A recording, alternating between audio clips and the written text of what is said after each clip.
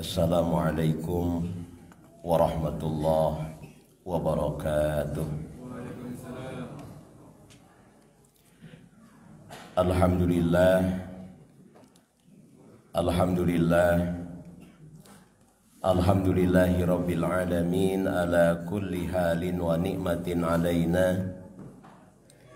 Ya Hanan, ya Manan, ya Dayan, ya Sultan, ya Dzal Jalali wal Ikram.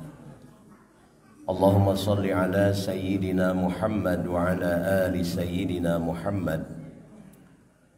Amma ba'du, la ilaha illallah, la mawzuda illallah, la ma'buda illallah, la matluba illallah, la maqsuda illallah. Bismillahi tawakkalna ala Allah, la hawla wa la quwwata illa billah. Maha suci Allah, segala puji hanyalah milik Allah.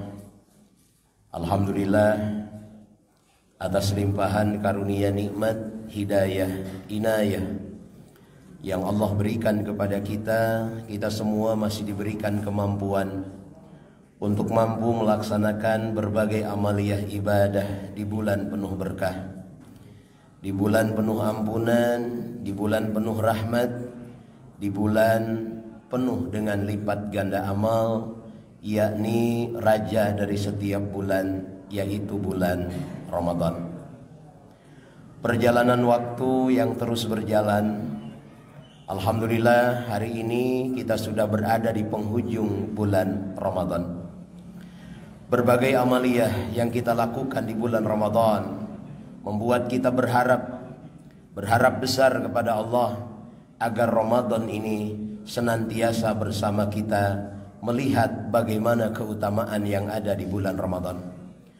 Rasulullah Muhammad sallallahu alaihi wasallam di penghujung Ramadan beliau menyampaikan dalam sebuah hadisnya, "Lau ta'lamuna ummati ma fi Ramadan, la tamannau an takuna sanatu kulluha Ramadan." Seandainya umatku tahu apa yang ada di bulan Ramadan, latamannau an takuna sanatu kulluha Ramadan, maka umatku akan berharap satu tahun semuanya adalah Ramadan.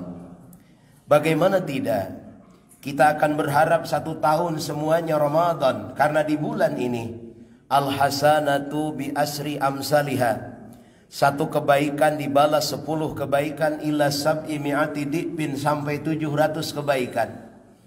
Di bulan ini pintu-pintu surga dibuka Allah, pintu-pintu neraka ditutup Allah. Di bulan ini amalan sunnah bernilai amalan wajib.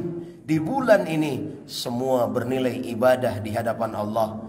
Diam kita adalah zikir, napas kita adalah tasbih, tidur kita bernilai ibadah di hadapan Allah Subhanahu wa taala. Inilah bulan Ramadan. Seolah-olah di bulan penuh berkah ini, di bulan penuh ampunan ini, senantiasa kita mendulang dan meraih keberuntungan yang berlipat-lipat. Hadirin yang dimuliakan Allah, namun ternyata tidak setiap orang berjumpa dengan Ramadan mendapatkan keberuntungan. Tidak setiap orang berjumpa dengan Ramadan mendapatkan keberhasilan. Rasulullah mengingatkan dalam sebuah hadis yang sangat ironis kalau hal ini terjadi kepada seseorang di antara kita. Apa kata Rasulullah? Rahima anku razulin, celakalah, binasalah seseorang yang berjumpa dengan bulan Ramadan, kemudian Ramadan itu berlalu dan Allah belum mengampuni dosa-dosanya. Hadirin yang dimuliakan Allah, satu sisi kita beruntung berjumpa dengan bulan Ramadan, semua bernilai keuntungan, semua bernilai lipat ganda pahala. Tapi Rasulullah menyampaikan, celaka, rugi, binasa seseorang yang sampai kepada bulan Ramadan. Idza dzakhala Ramadan, dia sampai ke bulan Ramadan, kemudian Ramadan berlalu, Allah belum sempat mengampuni dosa-dosa orang tersebut. Hadirin yang dimuliakan Allah, di bulan penuh berkah ini Allah berikan 3 pintu ampunan bagi kita, dan ini sangat penting. Benar selamanya kita bukan malaikat, salah selamanya kita bukan setan, kita adalah jelma jejel kuhama. Kita adalah manusia biasa. Al-insan mahalul khata wa nisyan. Kita pasti pernah berbuat salah dan kita pasti pernah berbuat kealfaan karena kita tidak dimaksum sama Allah, berbeda dengan Rasulullah. Apalagi kalau kita tengok waktu muda dulu, kalau kita analogikan dengan mangga, buah keur ngora hasem wajar. Ngan lamun geus kolot hasem kene kurang ajar. Kalau masih muda sedikit salah masih pantas karena masih muda. Kalau sudah tua masih terus berbuat salah. Mau cari apa lagi? Mau ngejar apa lagi? Makanya salut kalau kita lihat banyak anak-anak muda yang memenuhi masjid. Kita lihat banyak pemuda-pemudi yang sibuk di bulan Ramadan beraktivitas memakmurkan masjid. Dan ini latihan untuk para pemuda, bukan hanya memakmurkan qiyamul lail, bukan hanya memakmurkan masjid di bulan Ramadan, tapi 11 bulan ke depan tampillah para pemuda-pemuda terbaik tadi, para pemuda-pemudi hebat tadi untuk senantiasa aktif dan memakmurkan rumah Allah. Masjid bukan punya DKM, bukan punya orang Griya Caraka. Surah Al-Zin ayat 18, wa annal masajida lillah, dan sesungguhnya masjid-masjid adalah milik Allah. Anak-anak muda sibuk di masjid, beraktivitas memakmurkan masjid, maka masa depan anak-anak itu ada di yang punya masjid. Siapa yang punya masjid? Wa annal masajida lillah. Masjid adalah milik Allah Subhanahu wa taala. Datang ke masjid, satu langkah dosanya diampuni Allah. Datang ke masjid, bikulli qadamin, tiap langkah Allah angkat derajat. Masya Allah. Anak muda yang rajin memakmurkan masjid, beraktivitas di masjid, tentu tidak mengurangi aktivitas di luar masjid. Derajatnya akan diangkat oleh Allah Subhanahu wa taala. Kalau masih muda sudah soleh, apalagi sudah tua. Yang bahaya sudah masih muda banyak dosa, sudah tua bertambah dosanya. Padahal surat dari Allah sudah datang. Bagaimana Allah memberi surat kepada kita, wa nunakkishu min halqihim. Allah mengurangi bentuk kejadian kita. Tidak ada seorang pun yang mampu menolak datangnya uban tumbuh di kepala kita. Tidak ada seorang pun yang mampu menolak datangnya keriput di wajah kita. Usia kita 50 tahun, memaksakan diri ngaku 25 tahun gak bisa. Masya Allah, ini surat dari Allah. Kalau masih muda kita berbuat salah, masih terkategori wajar. Tapi kalau sudah tua masih berbuat salah, tentu terkategori kurang ajar. Rek naon deui kalau panon poe upami matahari mages naon mayun ka kulon, sudah dekat. Usia sudah terbatas. Tengoklah anak-anak kita yang sudah semakin besar. Apalagi kalau kita sudah punya cucu. Cucu 1 aki, cucu 2 aki-aki.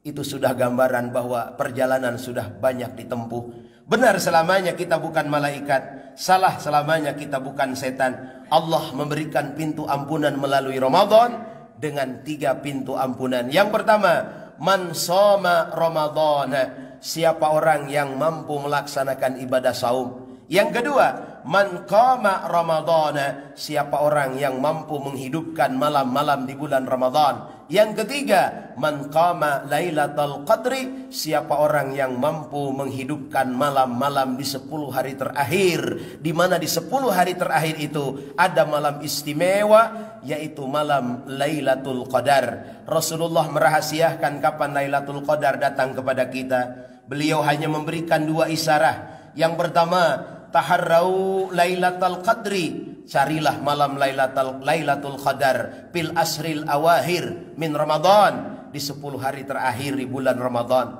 Matan hadis yang kedua, taharrau Lailatul Qadri fil witri minal asril awahir fi Ramadan, carilah malam Lailatul Qadar di 10 hari terakhir, terutama malam-malam ganjil, malam 21, malam 23, malam 25, 27 dan 29, di 10 hari terakhir di bulan Ramadan. Hadirin yang dimuliakan Allah, kalau kita tidak mau termasuk orang yang rugi atau celaka dengan datangnya Ramadan, yang pertama, jadikan saum kita sebagai penggugur dosa di hadapan Allah Subhanahu wa taala. Man shoma Ramadhana, siapa orang yang melaksanakan ibadah saum. Pertanyaan bagi kita Bapak Ibu yang dimuliakan Allah, beberapa hari ke belakang, 22 hari kita sudah melaksanakan ibadah saum. Tanya saum kita, apakah saum kita sudah sampai kepada kualitas siam atau baru sampai kepada kualitas saum. Di dalam Al-Quran Allah berbicara tentang saum hanya dalam satu ayat, surah Maryam ayat ke-26. Allah berbicara tentang siam, berbicara 9 kali dalam 7 ayat. Salah satunya Al-Baqarah ayat 183. Apa yang membedakan saum dan siam? Kalau saum menahan diri dari sesuatu, hanya dari sesuatu. Dalam surah Maryam ayat 26 disampaikan bahwa ini nazartu lirahmani sauma. Siti Maryam berkata, aku bernadar kepada Allah untuk saum. Saum saat itu hanya untuk tidak berkata-kata. Karena sebelum ayatnya disampaikan wa kulli wasrabi, makan dan minumlah. Siti Maryam saat itu tetap makan, tetap minum, tapi dia tidak berkata-kata. Kenapa? Karena saat itu Siti Maryam memiliki seorang anak di mana tanpa seorang ayah fitnah pun timbul. Bagaimana fitnah keji datang kepada Siti Maryam. Allah memerintahkan agar Siti Maryam tidak berkata-kata. Biarlah nanti Nabi Isa yang menjawab, ini Abdullah, aku adalah hamba Allah. Bukan ini Ibnullah, aku anak Allah, tapi aku Abdullah. Ini Abdullah, aku adalah hamba Allah. Dalam sejarah ada 4 bayi yang diizinkan Allah bisa berbicara tatkala waktu berbicara belum tiba. Hampir di usia baru 2 bulan atau belum 2 bulan, keempat bayi ini sudah bisa berbicara. Yang pertama bayi di zaman Siti Masitah. Tatkala Siti Masitah ketahuan tidak bertuhan kepada Fir'aun, saat itu Siti Masitah akan dihukum, dimasukkan kepada sebuah kancah besar. Siti Masitah sudah ikhlas karena Allah.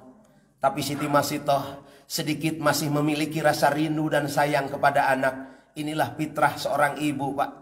Seorang ibu begitu cinta kepada anaknya. Walaupun dia sudah rela untuk direbus hidup-hidup oleh Fir'aun, tapi menengok bayi yang masih mungil, yang masa depannya masih panjang, Siti Masitah merasa berduka, merasa sedih, dan sedikit ada keraguan. Di situ pun Allah tahu, inilah ibu kita, inilah bapak kita.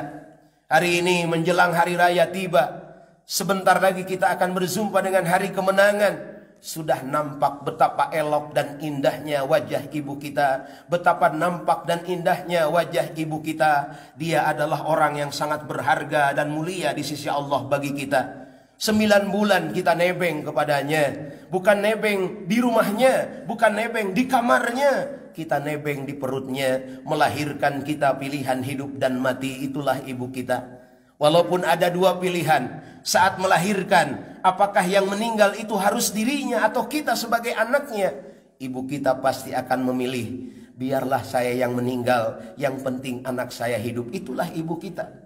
Kalau hari ini dari Gria Caraka kita berangkat jalan kaki ke kota Madinah, kemudian kita sholat di Masjid Nabawi, sholat di Raudhah, kemudian berjalan menuju kota Mekah, kita tawaf, kita sa'i, pulang lagi ke Gria Caraka, ke Bandung ini dengan jalan kaki. Semua itu tidak akan mampu membalas jasa bagaimana seorang ibu melahirkan kita. Rindu kita kepada ibu kita, rindu kita kepada ayah kita.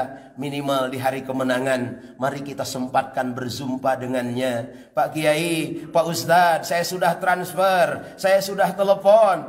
Bapak Ibu yang dimuliakan Allah, rindunya seorang ibu kepada anak bukan hanya dengan sebuah selembar uang atau segepok uang atau sejumlah kata-kata. Ibu kita, ayah kita rindu untuk memeluk kita. Walaupun hari ini kita jenderal, ibu kita rindu kita bertiduran di atas lahunannya. Kita adalah anaknya. Bukan hanya rindu uangnya, bukan hanya rindu kata-katanya, tapi rindu berjumpa dengan kita. Bagi yang masih memiliki ayah dan ibu, sempatkan untuk bersilaturahmi dengan orang tua kita. Bagi yang sudah ditinggalkan oleh ayah dan ibu, sehabis sholat, bayangkan wajah